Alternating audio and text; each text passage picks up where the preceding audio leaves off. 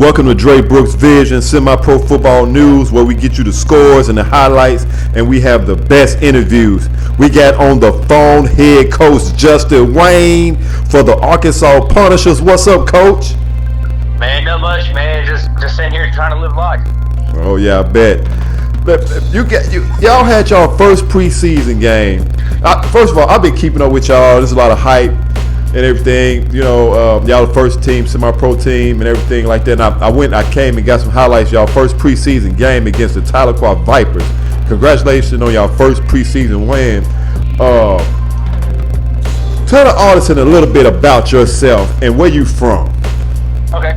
Man, I've been a semi-pro for 4 years now, and I live in Bungie, Arkansas. I got a wife and 4 kids.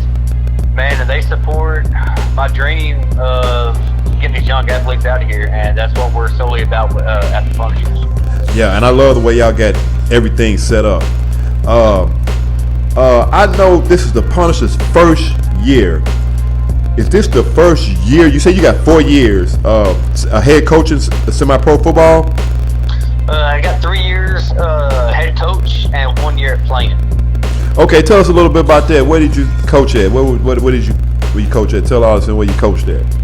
Okay, well, I had the Central Arkansas Eagles for 2 years. Okay. After I played a season with the Arkansas Raging Ducks, I drifted out, got the Eagles started. Well, people started confusing the Eagles with the high school team, with the high school where we was playing at. So I started talking to my old head coach again, and I was like, hey, let's bring back the Ducks. And well, when COVID hit last year, everything kind of went south with, teams playing and some leagues and stuff like that. So, and I was done this year. I was done with semi-pro football. And then my co-owner now, Brian, he talked me into it. He's like, hey, Justin, man, he's like, I know, and everybody knows, hey, to give these guys a chance to finish, hey, let's give it another good run. And, man, here we are. We're trying to do our best that we can, get the best product on the field, and the best product for the state of Arkansas here. And then that's what we're trying to do. And y'all secured the best field. Man, as of right now, yes, sir. Yeah, y'all secured the best field. I mean, it wasn't a shot in the dark. I mean, this is what I kind of had planned since year one. Granted, it took 4 years to get here, but hey, it's better late than never. Hey, it's a time and season for everything. That's true. It's a lot of hype surrounding you, the Punishers, and I seen y'all on the news. That's a good thing for semi-pro football. And you said y'all would go 10-0. This year in the Triumph Football League, there's a lot of good teams in the league. Can you elaborate a little bit more on that?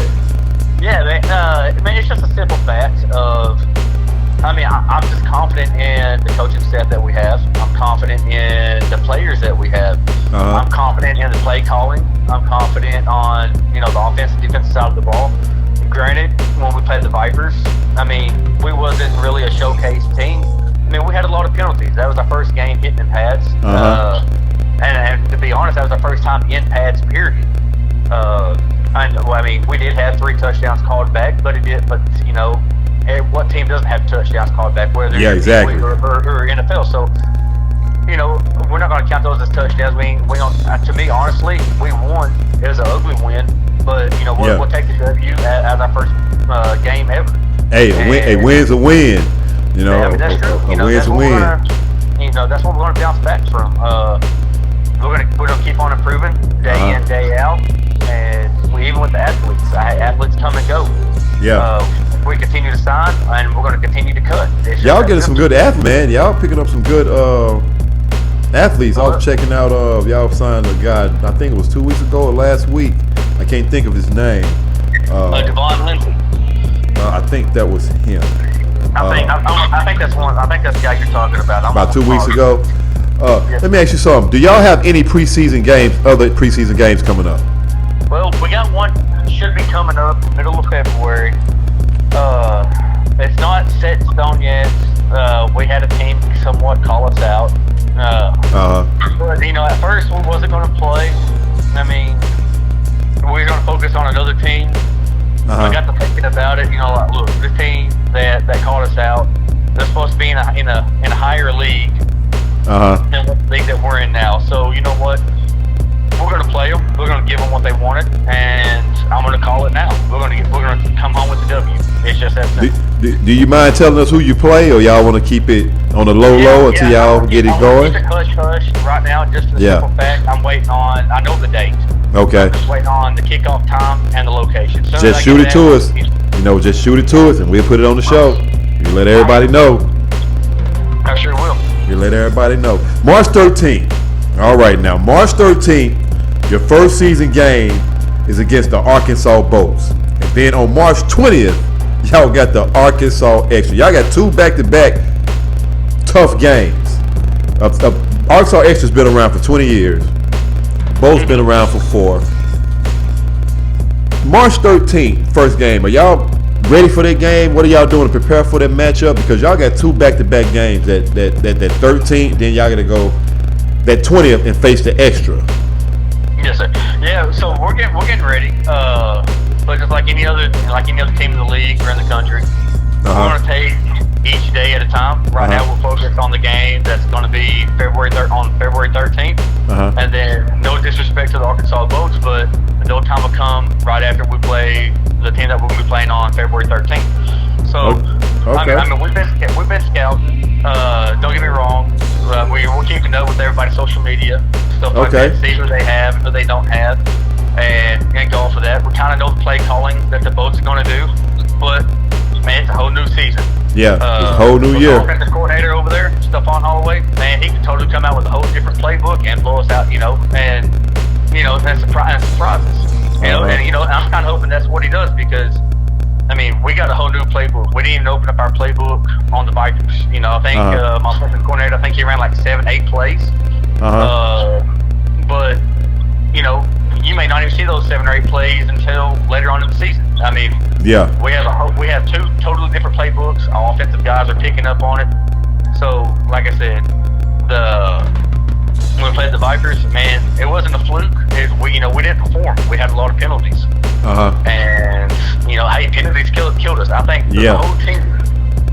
If I went back and Southern Sports Network, they added up. They did the stats and everything. I think we had a total of 18 penalties for 145 yards. To me, that's absurd. That's ridiculous.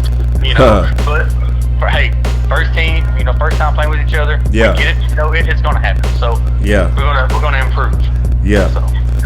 How many coaches do you got on your coaching staff? And tell us their names and what they coach. Okay, just 1 second. We have of course, myself. Then we have Brian Clark. He's my co-owner and manager. We have Chris Goodman. He's a general manager and director of recruiting. We have Terry Jordan. He's a director of play personnel and offensive coordinator. We have Matthew Myers. He's the director of public outreach. We have Dearius Whitney. He's the director of the graphics design. So he does all of our graphics, all the graphics that you see online. Man, he does graphics for UCA and several other colleges. Wow. Perry Allen. He's our social media intern. Coach Dukes. He's our defensive coordinator. And we have Kendrick Wagner and Aaron LeGrone. They're our wide receivers, coach, and offensive quality control. Robert Brown, he's our defensive backs coach. Carl Morrill is our linebacker coach. Johnny Gibson, he's our offensive line coach. He played with the Arkansas Razorbacks a couple years ago, made it to the league. He's helping us coach our offensive line. And Big Edwin Williams, man, he's our defensive line coach. Oh wow, y'all got a roster of coaches. Yeah, I mean, we got a staff. That's what I've been trying to preach for years. The past couple of years. You get the right guys in the right spot. Yeah. So amazing things to happen. Yeah, I always tell coaches. I played semi-pro football for 20 years, and some teams that was unorganized and they didn't have. It was just a shamble, and I just like the way y'all's vision is carrying, because you got director of personnel, general manager, player personnel. Y'all got a staff. Y'all don't just got a bunch of guys out there just coaching and don't even got a title. So that, like I tell guys, if you take it serious, it becomes fun.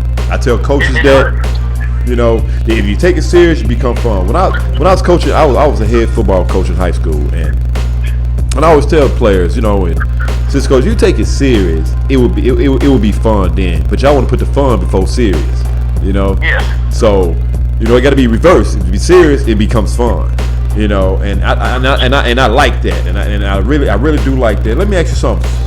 When y'all, where do y'all practice at, and what times, and is it open to the public? I know the COVID going on and everything right now. Is it open to the public to come watch y'all doing training camp and peep you guys out? It is. So right now we practice at Hall. Just because right now because of COVID, we have been practicing indoors at Mills High School. But due with COVID reasons, it's kind of the indoor facility is kind of shut off for another week or so. Okay. But it is open to the public. Fox 16 News, they supposed to have been out week before last, and that's when we got told, hey, you know, I'm guessing somebody got caught with COVID or something over there, and so they kind of shut everything down for a couple of weeks. But I mean, we should be back in a week or two. Back over there, indoor facility. We practice Wednesday nights and Saturdays. This weekend we're going to practice Sunday instead of tomorrow because of the weather. But man, if you come to our practices, you'll see the energy, you'll see the chemistry, you'll see. I mean, on a Wednesday night we have 45 to 50 guys show up to a practice. Wow. I mean, and it's just the energy, the positive energy that we give and that the players give to us. I mean, you're just looking at a big family when you show up. Wow, that's amazing. 45 to 50 players. That is amazing.